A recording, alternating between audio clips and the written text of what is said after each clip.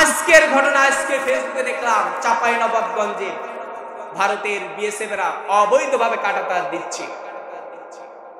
অবৈধভাবে, যে আন্তর্জাতিক যে আইন আছে 150 গজের ভিতরে কোন প্রকার কাঁটাতার রাস্তা তারা তৈরি করতে পারবে না, কিন্তু অবৈধ ওই মোদী সরকারের দোসরেরা তারা কাঁটাতার দিচ্ছে।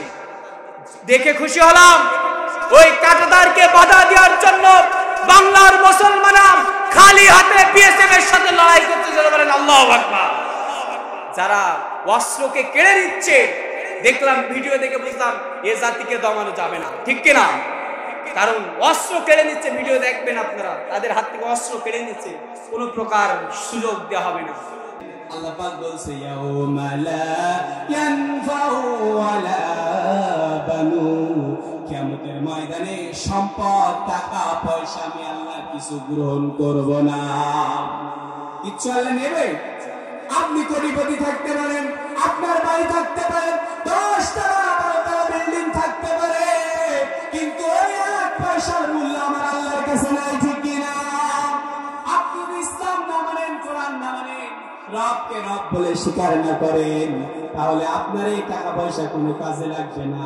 আর আপনি যদি ভ্যান চালায়ও খান, যদি আল্লাহর দ্বীনের জন্য কাজ করেন, 5 ওয়াক্ত নামাজ শুধু পড়া নয়, এই জমিনে বাস্তবায়ন করার জন্য যদি কাজ করতে পারেন, আল্লাহ পাক রব্বুল আলামিন তাকে সবচাইতে শ্রেষ্ঠ বলে ঘোষণা করেছেন, ঠিক কিনা?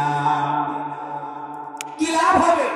টাকা পয়সা কোটি কোটি টাকার মালিক বাড়ি গাড়ি দিয়ে, সুন্দর চেহারা দিয়ে, সুন্দর রূপ দিয়ে, কয়দিন লাগবে কবরে রাখলে আপনার কোনো হদিশ খুঁজে পাওয়া যাবে, পচে গলে পুকার খাবার হয়ে যাবে, ঠিক কিনা? এখন আপনি রবকে চিনতে পারছেন না। যারা এখন আল্লাহর আইন মানেন না, আল্লাহর আইনের পিছনে কাজ করেন না, ইন্নাদ দীনা ইনদাল্লাহিল ইসলাম, আল্লাহ তরিকা মতদর্শ যার ভালো লাগে না, আল্লাহ বলছেন বান্দা বেরিয়ে যা আমার জমিন থেকে, ঠিক কিনা? আল্লাহ বলছে বেরিয়ে যা। কে বলছে? আল্লাহ বলছে বেরিয়ে যা। এবার আল্লাহ বলছে ও বান্দা যাবা কোনে? কি সুন্দর এক আল্লাহ পেয়েছি। আল্লাহ বলছে বান্দা যাবা কোনে? তুমি কি ওই সমুদ্রের মাঝখানে যাইবা? ওই সমুদ্র আমার। পাতালে যাইবা, পাতাল আমার। আসমানে যাইবা, আসমান আমার, ঠিক কিনা? জমিন থেকে জঙ্গলে যে বাসা বাড়ি বানাবা, ওটাও আমার। কাজে বান্দা ফিরে আসো ইসলামের দিকে। আল্লাহ বলছেন তুবু ইলাল্লাহি তাওবাতান নাসুহা। বান্দা কত বড় গুনাহ করেছো, তোমার গুনাহ যদি হয় পাহাড় সমান, তোমার গুনাহ যদি হয় আসমান সমান, আমার আল্লাহ আমার ক্ষমা হলো আরশের সমান। জোরে বলেন সুবহানাল্লাহ। কত গুনাহ করেছেন আপনি এই জীবনে? আপনার 60 বছর 50 বছর কত গুনাহ করেছেন। আল্লাহ বলছেন বান্দা মাফ চা, আমি মাফ করে দেব। কিন্তু কথা আছে, আপনার ভাইয়ের গালে আপনি চড় মেরেছেন, আল্লাহর কাছে মাফ চাইলে কোনো মাফ হবে? ভাইয়ের কাছে যান, বোনের হক ফাঁকি দিয়েছেন, বোনের কাছে ক্ষমা চাইতে হবে। মানুষের জমি জোর করে দখল করে রেখেছেন, তার কাছে যেতে হবে, ঠিক কিনা? মানুষের কাছ থেকে টাকা হালাত নিয়েছেন, হাজার হাজার লাখ লাখ টাকা হালাত নিয়েছেন, কিন্তু বাহুবলে জোরে মিছা কথা বলে, ইসলাম নাই বলে হালাতে টাকা আপনি ফেরত দিচ্ছেন না, এমন ব্যক্তি আছে না নেই? ওই জায়গায় যদি আল্লাহর কাছে বলে আল্লাহ মাফ করে দাও, মাফ হবে? আপনি আপনার ওয়াইফকে ধরে মেরেছেন, ওয়াইফ চেনেন তো আপনারা, বউকে ধরে মেরেছেন, শালির পা ধরে জড়াই ধরছেন, লাভ হবে? কথা বলেন না কেন? বউকে পিটান দিয়ে যদি শালির পা জড়াই দিলে মাফ করে দাও, মাফ করে দাও, লাভ হবে? তাহলে আসমানের নিচে যাদের হক আপনি নষ্ট করবেন, যাদের হক নষ্ট করবেন, পিতামাতার হক যদি নষ্ট করেন, পিতামাতার কাছে যেতে হবে, আল্লাহ রাব্বুল আলামিন ওটা ক্ষমা করবে না, ঠিক কিনা বলে? আপনি নামাজ কাজা করেছেন, অল্প কিছু, সমস্যা নাই। আপনি ইসলাম মানেছেন, কিছু মানেছেন, কিছু মানেন নাই, সমস্যা নাই। আল্লাহ বলছে বান্দা আমার কাছে মাপ চা, আমি মাফ করে দেব। এই মাপ চাওয়ার পরে আর কোনো গুনাহ তুমি করতে পারবে না, ঠিক কিনা? আল্লাহর কাছে মাপ চাবেন আল্লাহর হক নষ্ট করলে, আর বান্দার হক, পিতামাতার হক যেগুলো আছে সেটা আপনি তাদের কাছে মাপ চাইবেন। এজন্য সম্মানিত ভাইরা আমার, লক্ষ্য করুন। এজন্য আমি বললাম আল্লাহ পাককে যখন ফেরেশতা পাঠায় বলবে বলো তোমার রবকে, কিছু মানুষ রবকে বুঝতে পারবে না, চিনতে পারবে না, কারণ দুনিয়ায় রবের কথা মতন চলে নাই। রব ওই যে কোরআনের কথা হতো, আমাদের দক্ষিণ নারায়ণগঞ্জ জয়দিয়াড়া ইউনিয়নের দক্ষিণ নারায়ণগঞ্জ জামে মসজিদের মাহফিল হয়েছিল। রবকে চিনানোর জন্য আলোচনা হচ্ছিল। বলেছে আমরা যদি ওই প্রোগ্রামে যাই তাহলে আমাদের উপরের থেকে চাপ দেবে, আসে না নে। যে নেতারা ইসলামের মাহফিলে আসতে বাধা দেয়, যে নেতারা ইসলামকে মিটিয়ে দেওয়ার জন্য ষড়যন্ত্র করে, আর আপনি মুসলমান সেই নেতার পাশে দাঁড়িয়ে থাকেন, আপনিও জাহান্নামী, নেতাও জাহান্নামী, ঠিক কিনা বলে? এমন নেতা আছে না নেই? গোপন বৈঠক করে, আছে না নেই?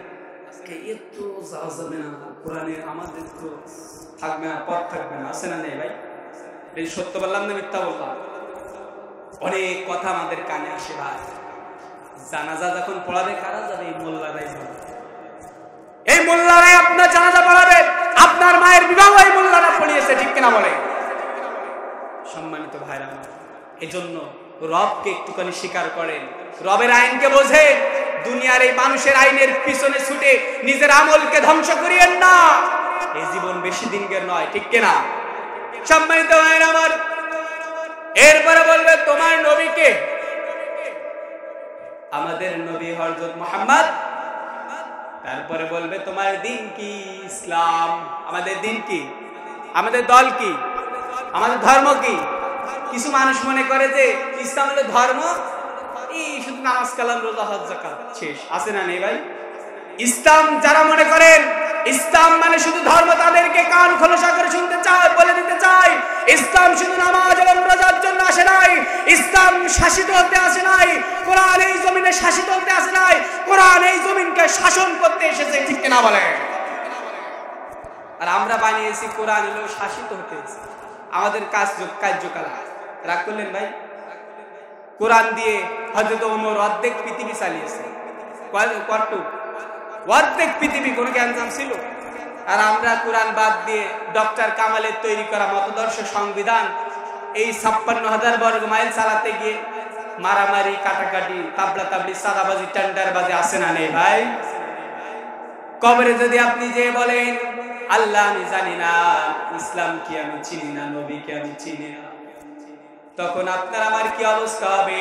ফেরেশতা এক একটা বাড়ি মারবে, এক এক বাড়িতে 70,000 ফিট মাটির নিচে গেড়ে যাবে। আপনি এখনই বিপদে পড়েন, এখনই বিপদে পড়েন। যে নেতার পিছনে ছুটছেন সেই নেতা আপনার কোনো উপকারে আসবে না, ঠিক কিনা?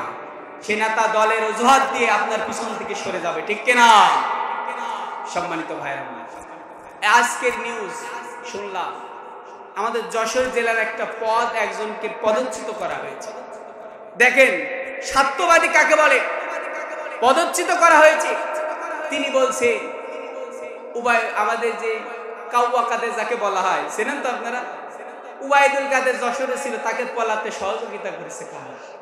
সে নাম বলে দিচ্ছে অমুক অমুক, টাকা খেয়ে তাকে যশোর থেকে বেনাপোলে কুকখালি বেড়ার দিয়ে দাদার দেশে, দাদির দেশে পাঠিয়ে দিয়েছে, ঠিক কিনা ভাই? আজ ফেসবুক খুলে দেখবেন কি অবস্থায়। সামান্য স্বার্থের কারণে সব ফাঁস করে দিচ্ছে। যারা স্বার্থের জন্য এত কিছু করতে পারে, সে তাদের দ্বারা কোনোদিন এই সমাজ পরিবর্তন করা যাবে না, যাবে না, ঠিক কিনা? সম্মানিত ভাইরা আমার, লক্ষ্য করুন। এজন্য যখন কবরের ভিতরে 3টা প্রশ্ন করা হবে, 3টা প্রশ্ন শুধু কান্নার বিষয় নয়, 3টা প্রশ্নের জবাব তারাই দিতে পারবে যারা ওই 3টা কাজ এই জমিনে করতে পারবে, ঠিক কিনা? আমরা কি পারবো ভাই? আগামীর বাংলাদেশ, ইসলামের বাংলাদেশ হোক, এটা আপনারা চান? তাহলে আমাদেরকে শুধু এই সারা জীবন চাইছে ভোটের দিন রাত্রি 1000 টাকার নোট ভিজে দিলে কাজ, ঠিক কিনা? বলে আমি আমানত খেয়ানত করতে পারবো না, 1000 টাকা দিয়েছে আমি কি আমানত নষ্ট করতে পারবো? আছে না নেই ভাই? আপনার সাথে আলেমরা যে যখন কোরআনের পক্ষে আসতে বললাম, কোরআনের পক্ষের জন্য, আল্লাহর জমিন, আল্লাহর দ্বীন বাস্তবায়ন করার জন্য জনমত গঠন করতে বললো, আপনি আলেমকে তোয়াক্কা না করে, যারা কোরআনের মঞ্চে কথা বলে তাদেরকে তোয়াক্কা না করে 1000 টাকার লোভে আপনার ঈমান বিক্রি করলেন। ওই ঈমান আল্লাহ কোনদিন গ্রহণ করবে না, ঠিক কিনা? সম্মানিত ভাইরা, ঈমান আপনি কি আপনার জীবন বাঁচায় ঈমানকে সাইড করে জীবন বাঁচাবেন, নাকি ঈমান বাঁচাতে হলে জীবন দিতে হবে? কোনটা? কিন্তু আমাদের সমাজে বলে ঈমানকে সাইড করে রেখে জীবন বাঁচানোর চেষ্টায়, ঠিক কিনা? আল্লাহ বলছেন শোনো, ইমানকে যদি তুমি ধ্বংস করো, জীবনকে বাঁচাও, মৃত্যু তো তোমার হবে, ঠিক কিনা? তোমার জন্য করুণ পরিণতি, জাহান্নাম, ভয়াবহ আযাব অপেক্ষা করছে, ঠিক কিনা? আর আল্লাহ বলছে বান্দারে, যদি তোমরা ইমানকে টিকায় রাখার জন্য এই জমিনে তোমার জীবন চলে যায়, আমি আল্লাহ তোমাদের জন্য জান্নাতুল ফিরদাউসি নুজুলা, জান্নাতের সবচাইতে উত্তম মাকাম তোমার জন্য আমি রেডি করে রেখেছি। জোরে বলেন সুবহানাল্লাহ। আপনার জীবন আল্লাহ নেবেই নেবে, কুল্লু নাফসিন যায়িকাতুল মাউত, মৃত্যু স্বাদ গ্রহণ করবেই করবে, কেউ আপনাকে ঠেকাতে পারবে না। আর সামান্য আপনার জীবনকে বাঁচানোর জন্য, ছেলেকে বাঁচানোর জন্য ইমান বিক্রি করে দিয়ে সেই মতদর্শী হলে শুনে রাখেন, আপনার জন্য অবস্থা ভয়াবহ, আমার জন্য অবস্থা ভয়াবহ আসছে, ঠিক কিনা ভাই? সম্মানিত ভাইরা আমার, এই জন্য আসলে যে তিনটা বিষয় বললাম এর একটু খেয়াল রাখবেন। আর একটা বিষয় আমি বলতে চাই, সেটা হলো এই জমিন আল্লাহ পাক রব্বুল আলামিন বাংলাদেশ আমাদেরকে দান করেছেন, ঠিক কিনা? সবাই বলেন ঠিক কিনা? এই বাংলাদেশে জন্মগ্রহণ করে আমরা খুশি না বেজার? আজ যদি আল্লাহ ওই যে হিন্দুস্তানে জন্মগ্রহণ করা, তো বিপদ কম ছিল না বেশি ছিল? অবশ্যই বেশি ছিল। আল্লাহ পাক এই জমিনে আমাদেরকে পাঠালেন, এই জমিনে আমাদের বসবাস করার জন্য সুযোগ করে দিয়েছেন। এই 56,000 বর্গ মাইলের দেশ, এই দেশকে যদি কেউ কেড়ে নেওয়ার ষড়যন্ত্র করে, তাদের বিরুদ্ধে রুখে দেওয়ার জন্য আমাদেরকেও প্রস্তুত থাকতে হবে, ঠিক কিনা বলেন মুসলমান? আমাদের বাংলাদেশকে কেড়ে নেওয়ার জন্য চিন্তা ভাবনা করছে দাদা বাবুরা। আজকের ঘটনা, আজকে ফেসবুকে দেখলাম চাঁপাইনবাবগঞ্জে ভারতের বিএসএফরা অবৈধভাবে কাঁটাতার দিচ্ছে, অবৈধভাবে। যে আন্তর্জাতিক যে আইন আছে, 150 গজের ভিতরে কোন প্রকার কাঁটাতার রাস্তা তারা তৈরি করতে পারবে না, কিন্তু অবৈধ ওই মোদী সরকারের দোসরেরা তারা কাঁটাতার দিচ্ছে। দেখে খুশি হলাম। ওই কাঁটাতারকে বাধা দেওয়ার জন্য বাংলার মুসলমানরা খালি হাতে বিএসএফ এর সাথে লড়াই করতে বলেন আল্লাহু আকবার। যারা অস্ত্রকে কেড়ে নিচ্ছে, দেখলাম ভিডিও দেখে বুঝলাম এ জাতিকে দমানো যাবে না, ঠিক কিনা? কারণ অস্ত্র কেড়ে নিচ্ছে, ভিডিও দেখবেন আপনারা, তাদের হাত থেকে অস্ত্র কেড়ে নিচ্ছে, কোনো প্রকার সুযোগ দেওয়া হবে না। তারা এই কাজ কিন্তু একদিনে শুরু করেনি। 5 তারিখের আগে যখন মাননীয় কিছু মানুষের মায়া মমতাহীন, বলতে চাই আজ থেকে তওবা করুন। আপনি যাদেরকে মা মমতা বলে ডেকেছেন, জননী বলে ডেকেছেন, তারা দেশকে বিক্রি করার জন্য ভারতের কাছে ইজারা নিয়েছিল, ঠিক কিনা? লজ্জা থাকা উচিত তাদেরকে বলে দিতে চাই, ওই নাম আর উচ্চারণ করবেন না। বর্তমান বাংলাদেশের যে অবস্থা করে দিয়ে গেছে, ঠিক কিনা? কাঁটাতার দেওয়া ধরেছে 5 তারিখের আগের থেকে, তারা সিস্টেম তৈরি করেছে। 5 তারিখের পরে বর্তমান যখন জনগণের হাতে ক্ষমতা রয়েছে, তখন বাধা দেওয়া শুরু হয়েছে। কি এক অবস্থা, আমাদের দেশ নিয়ে নিচ্ছে, কোনো কথা ছিল না, কোনো আলাপ ছিল না। আমরা তাওহীদি জনতা। কেন এই কথা বললাম? হুজুর বলবেন ওই ভারতের কাঁটাতারের গল্প আমাদের শোনাচ্ছেন কেন? কারণ বর্তমান সবচাইতে হুমকির মুখে আমরা, ঠিক কিনা? কারণ রাসূল সাল্লাল্লাহু আলাইহি ওয়াসাল্লাম বলেছেন, সেই জামানায় এমন একটা সময় আসবে, রাসূলুল্লাহ সাল্লাল্লাহু আলাইহি ওয়াসাল্লাম একদিন পূর্ব দিক ফিরে জোরে জোরে নিঃশ্বাস নিচ্ছেন, আর নিঃশ্বাস নেওয়ার পরে সাহাবীরা বলছেন, ইয়া রাসূলুল্লাহ, ইয়া হাবিবাল্লাহ, আপনার কি হয়েছে? আপনি এত জোরে জোরে নিঃশ্বাস নিচ্ছেন, কারণ কি? রাসূল বললেন, শোন, আমি এমন একটা যুদ্ধের বিজয়ের গন্ধ পাচ্ছি। জোরে বলেন সুবহানাল্লাহ। কিসের বিজয়, কিসের যুদ্ধ? এখন তো মুসলমানদের হাতে পাওয়ার, মুসলমানদের হাতে ক্ষমতা। কিসের যুদ্ধের কথা আপনি বলছেন? তিনি বললেন, সে যুদ্ধের নাম হলো গাজ্জাতুল হিন্দ। কি যুদ্ধ? গাজ্জাতুল হিন্দ নামে যুদ্ধ হবে। 3 শ্রেণীর মুসলমান পাওয়া যাবে। কয় শ্রেণীর মুসলমান? জোরে বলেন, কয় শ্রেণী? একটুখানি লক্ষ্য করেন কাঁটাতারের গল্প কেন বললাম, কেন রাসূল 1500 বছর আগে এই হাদিসটা বর্ণনা করেছেন। রাসূলুল্লাহ বললেন, সেই যুদ্ধ যখন হবে, সব চাইতে মুসলমানরা বিজয় অর্জন করবে, কিন্তু বিজয়ের পরে বেশি মুসলমান থাকবে না। অধিকাংশ মুসলমান দুনিয়া থেকে শাহাদাত বরণ করে আল্লাহর কাছে চলে যাবে। জোরে বলেন সুবহানাল্লাহ। মুসলমানদের বিজয় নিশ্চিত বলেছেন আমাদের নবী। বলেছেন কে? আরেকটা ইতিহাস আমি একটু বলে রাখতে চাই। অতীতে যত যুদ্ধ হয়েছে, কোন যুদ্ধে মুসলমানরা হুজুর পরাজয় বরণ করেছে? কোন যুদ্ধে রাসূলুল্লাহ সাল্লাল্লাহু আলাইহি ওয়াসাল্লাম যত যুদ্ধ করেছে, কোন যুদ্ধে মুসলমানরা পরাজয় বরণ করেছে? ইতিহাস একটুখানি মাথায় ঢুকায় নেন। যারা ইসলামকে মিটিয়ে দিতে চেয়েছিল, যারা মনে করেছিল কিছু মানুষকে বাংলার জমিনে ফাঁসি দিয়ে ইসলামকে মিটিয়ে দেব, তাদেরকে জেনে রাখা উচিত কোন মুসলমানেরা যুদ্ধে পরাজয় বরণ করে না, ঠিক কিনা? কোন পরাজয় বরণ তারা করে নাই। বিজয় আমাদের। একটুখানি আনন্দ করে, মুসলমানদের বিজয় আসবে। সম্মানিত ভাইরা আমার, রাসূলুল্লাহ বললেন 3 শ্রেণীর মুসলমান পাওয়া যাবে। এক শ্রেণীর মুসলমান যুদ্ধ করবে হিন্দুস্তানের সাথে, মুসলমান রাষ্ট্র, ছোট্ট একটা মুসলমান রাষ্ট্র, সেটা হলো বাংলাদেশকে ধরা হয় কোন দেশ? আর বাংলার জমিনে নয়, এই পৃথিবীতে একটাই হিন্দুস্তান আছে। তার নাম কি? তার নাম কি? রাসূল 1000 বছর আগে বলেছিলেন যে একটা হিন্দুস্তানের সাথে ছোট্ট একটা মুসলমান রাষ্ট্রের যুদ্ধ হবে। সেই যুদ্ধ 3 শ্রেণীর মানুষ পাওয়া যাবে। যুদ্ধ তখন বেঁধে যাবে, এক শ্রেণীর মানুষ যাবে পাওয়ার দেখাতে দেখাতে, যাবো যুদ্ধ করতে, আসে না নেই? যখন যদি বলে যশোরের রাজপথে চাচরার মোড়ে লড়াই হবে, কাফেরের বিরুদ্ধে মুসলমানদের লড়াই হবে, এক শ্রেণীর হুজুকের মুসলমান দৌড়াবে আমাদের সাথে, ঠিক কিনা? এক শ্রেণীর মুসলমান যখন দেখবেন প্রতিপক্ষের কাছে কামান রয়েছে, বুলেট রয়েছে, যখন বড় বড় ট্যাঙ্ক গাড়ি দেখবে, এক শ্রেণীর মানুষ কিন্তু ভয়তে পলায়ন করবে, ঠিক কিনা? ওই নিজের জীবন আগে, পরে দেখবানে, ঠিক কিনা? ঠিক তেমনি ভাবে এক শ্রেণীর মুসলমান পাওয়া যাবে, তা দেখবে এত বড় অস্ত্র, এত বড় কামান, এই কামানের সামনে এক মুহূর্ত টিকে থাকতে পারবো না। ওই এক প্রকার মুসলমানেরা ওই কামান আর গোলা বারুদ দেখে, এক মুসলমানেরা তারা ওই অস্ত্র শস্ত্র রেখে পলায়ন করবে। জোরে বলেন নাউজুবিল্লাহ। আর রাসূল বলেছেন ওই যারা পলায়ন করবেন, তারা পলায়ন করবে, আল্লাহ পাক রব্বুল আলামিন তাদেরকে জাহান্নাম হিসেবে ঘোষণা করেছেন। জোরে বলেন নাউজুবিল্লাহ। আমরা কি ওই যুদ্ধ থেকে পলাতে চাই? না না, আমরা লড়াই করতে চাই। এরপরে রাসূল বললেন শোনো, আরেক শ্রেণীর মুসলমান পাওয়া যাবে, সব চাইতে বেশি মুসলমান পাওয়া যাবে, তারা হলো শহীদ হয়ে যাবে। তারা কি হয়ে যাবে? শহীদ হয়ে যাবে। নবীজি বলেছেন যারা শহীদ হয়ে যাবে আল্লাহ পাক তাদেরকে বিনা হিসাবে জান্নাতে দিবে। জোরে বলেন আল্লাহু আকবার। এত পরিমাণ মানুষ শহীদ হয়ে যাবে, নিহত হবে।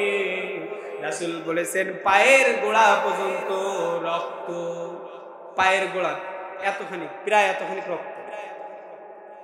যদি এই জমিনে এতখানি রক্ত থাকে, কত মানুষের রক্ত লাগবে? কয় ব্যাগ রক্ত আসে শরীরে? কয় ব্যাগ আছে? এত পরিমাণ মানুষ পাওয়া যাবে। রাসূল বলেছে এটা মিথ্যা নয়। এই ভারতে সাংবাদিক কিছু লাভ হয়, বাংলাদেশ থাকবে না, আছে না নেই ভাই? লাভায় না, দেখেন না, বাংলাদেশ থাকবে না, আমাদের দিকে তাকানো না, তোমাদের একদম শেষ করে দেবো, আছে না নেই? তারা এই গাজাতুল হিন্দ নিয়ে একটা প্রতিবেদন তৈরি করেছে ভারতে। রাসূল সাল্লাল্লাহু আলাইহি ওয়াসাল্লাম বলছে 1500 বছর আগে, তারা বলছে গাজাতুল হিন্দ হবে। আমি দেখে অবাক, এত বড় ইতিহাস তারা জানো না। আমরা যত না গবেষণা করি, আমাদের চাইতো তারা গবেষণা করে, ঠিক কিনা? তারা বলে বাংলাদেশ থাকবে না। আমি বলতে চাই দাদা বাবু তোমরাও থাকবে না, ঠিক কিনা? কারণ ইতিহাস বলে ওই ভারত মুসলমানদের, ওই ভারত শাসন করেছে মুসলমানদের, এই হিন্দুত্ববাদীরা কোনদিন টিকে থাকতে পারবে না, ঠিক কিনা? কিন্তু তারা থাকবে আমাদের দেশে। আচ্ছা, আমাদের দেশে হিন্দুরা আছে, তাদের ঘর বাড়িকে আমরা ভেঙেছি, তাদের আঘাত করেছি, যখন তারা পূজা করেছে তাদের মন্দির আমরা পাহারা দিয়েছি, ঠিক কিনা? তাহলে আমাদের দেশে কোনো গ্যাঞ্জাম আছে? কিন্তু তারা সাম্প্রদায়িকের কথা বলে, তাদের দেশে আমাদের একটা মুসলমানও নিরাপদ নয়, ঠিক কিনা? তারা আমাদের বাবরি মসজিদ ভেঙেছে, রাম মন্দির খুঁজে পাওয়া গেছে, ওজনে অসংখ্য মসজিদকে তারা নস্যাৎ করেছে। সেই দেশে আপনার মা হাসিনা পলাইছে, ঠিক কিনা বলে? কাজে আমাদের দেশে যারা ভারতপন্থীরা আজ থেকে দিল্লি না ঢাকা এই স্লোগান দিতে হবে, যারা ঢাকা বলবে এরা আমার বাংলাদেশি, আর যারা বলবে ভারত, ওই এই হাসিনার জন্য মায়া কান্না করবে, ভারতের জন্য মায়া কান্না করবে, ওরা কোনোদিন বাংলার মুসলমান হতে পারে না, ঠিক কিনা? ওই দালালদের বিরুদ্ধে আমাদের প্রস্তুত থাকতে হবে। প্রস্তুত আছেন তো ইনশাআল্লাহ? সম্মানিত ভাইরা আমার, যখন নবীজি আমার বললেন অনেক মানুষ শাহাদাত বরণ করবে, শহীদ হয়ে যাবে, শহীদ হয়ে যাবে। শহীদ আর হিম্মত কিন্তু সবাই রাখে না। শহীদ হয়েছিলেন আমাদের কাদের মোল্লা ভাইকে ফাঁসি দেওয়া হয়েছে, নিজামী হুজুরকে ফাঁসি দেওয়া হয়েছে, আল্লামা সাইদিকে ইনজেকশন দিয়ে দুনিয়ার থেকে বিদায় করা হয়েছে। কি অবস্থা! যখন ফাঁসির সেলে রাখা হয়েছে, ফাঁসির সেল থেকে নিয়ে যাওয়া হচ্ছে, তখন ওই যারা থাকেন জেল সুপার বলছে, হুজুর আপনাকে একটুখানি ধরে নিয়ে যেতে হবে। যাদেরকে ফাঁসি দেওয়া হয়েছে আপনি ফাঁসি শহীদ কি জিনিস একটু বোঝাচ্ছি। যারা শহীদ হবে তাদের অন্তরে কোনো ভয় থাকবে? কোনো ভয় থাকবে? যখন আমরা আন্দোলন শুরু করেছিলাম, জুলাই আন্দোলন শুরু হয়েছিল, শহীদ আবু সাঈদ মুক্তরাম তাদের বুক চেতিয়ে বলেছিলাম, কয়টা গুলি আছে আমাদের বুকে চালাও, তো বাংলাদেশ থেকে নাস্তিক মুরতাদ ব্লাগারদের বিদায় করে ছাড়বো, ঠিক কিনা? সম্মানিত ভাইরা আমার, যখন হুজুরদেরকে ফাঁসি দেওয়া হয়েছিল, তারা বলছে, জেল সুপার বলছে আপনাদেরকে ধরে যাওয়ার নিয়ম আছে। তারা বলেছিল 1 ঘন্টা, বলেছিল না না আমাদের ধরে নেওয়া লাগবে না। জোরে বলেন সুবহানাল্লাহ। ধরে নিয়ে যাওয়া লাগবে না, একটু পরে মৃত্যু হবে। নাম বলবো না, আর একটা নেতার কথা বলি। ইসলামী আন্দোলনের নেতা শহীদের তামান্না কত, বলে হুজুর বা আপনাকে আর 1 ঘন্টা পরে ফাঁসি দেওয়া হবে। কয় ঘন্টা? বলছে এখন 1 ঘন্টা। সুবহানাল্লাহ বলবেন না? জেল ওই সুপারকে বলছে এখন 1 ঘন্টা, তাহলে আমি একটু ঘুমায় আনি। কি করি? আমি একটু ঘুমায় আনি। কত বড় পাওয়ারফুল ঈমান! 1 ঘন্টা পর ফাঁসি হবে। এখন যদি আমাকে বলা হয় আপনাকে 1 মাস পরে ফাঁসি দেওয়া হবে, তাহলে আমাদের হাড়গোড় সব শুকায় যাবে, ঠিক কিনা? কিন্তু 1 ঘন্টা পরে যাকে ফাঁসি দেওয়া হবে সে বলছে একটুখানি দাও, একটুখানি, এখন 1 ঘন্টা, আমি একটু ঘুমায় আনি, ঘুমানোর পরে আমাকে ডেকে দিবে। জোরে বলেন সুবহানাল্লাহ।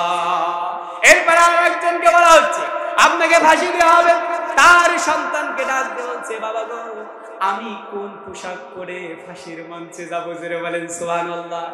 কোন পোশাক পরে যাবে তার ছেলের কাছে বাবা শুনছে। সুবহানাল্লাহ বলবেন না? ঈমান, আমাদের ঈমান। আমরা রাতের আধারে বেঈমানি করি, কি হবে ভাই? জীবন দিয়ে লাশ পচে যাবে, বাঁশ থেকে যাবে, বাঁশ পচার আগে লাশ পচে।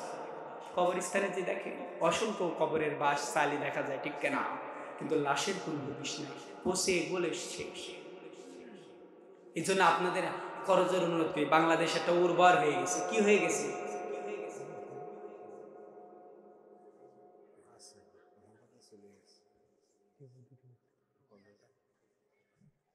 সম্মানিত ভাইরা আমার, একটুখানি খেয়াল করুন। আহারে জীবন, লাশ পচে যাবে, কি সুন্দর চেহারা, একটুখানি ফাটতে দেয়নি। শীত এসেছে, গ্লিসারিন মেখেছি, লোশন মেখেছি, লেবু ক্রিম মেখেছি, আল্লাহ এই শরীর দিয়ে যেন ফেটে রক্ত না বের হয়। কিন্তু আপনাকে আমাকে যখন রাখা হবে, কবরে থাকবে না কোনো বিছানা, থাকবে না কোনো বালিশ, থাকবে না কোনো আলো, সবই আধার, ঠিক কিনা? ওই কবরে যখন মানুষকে রাখা হয়, যখন মানুষকে রাখা হয়, কবরে আস্তে আস্তে চালি যখন দেওয়া হয়, চালি দেওয়ার সময় বলা হয়, যখন লাশকে রেখে দোয়া পড়ানোর পরে রাখা হয়, একটা একটা করে চালি দেয়। কবরে চালি দেওয়ার আগে কয়জন কবরে নামে? জোরে বলেন কয়জন? 3 জন কবরে রাখার পরে যখন লাশটাকে সুন্দরভাবে নামানো হয়, 1 জন উঠে যায় কি যায় না? ওই মুর্দার রূহ বুঝতে পারে 3 জন ব্যক্তি এই কবরে নেমেছে, এই 3 জন মানুষ মনে হয় আমার সাথে কবরে যাবে। যখন একটা মানুষ উঠে যায়, ওই মুর্দার মনে করে 2 জন মনে হয় আমার সঙ্গে যাবে। এরপরে আরেকটু কিছু দূর চালি দেওয়ার পরে আরেকজন উঠে যায় কি যায় না? এবার সর্বশেষ ব্যক্তি যখন থাকে, ওই মুর্দার মনে করে এই ব্যক্তি বলে আমার সঙ্গে যাবে। কিন্তু যখন চালি দেওয়া শেষ হয়ে যায়, তখন একজনও অবশিষ্ট থাকে না।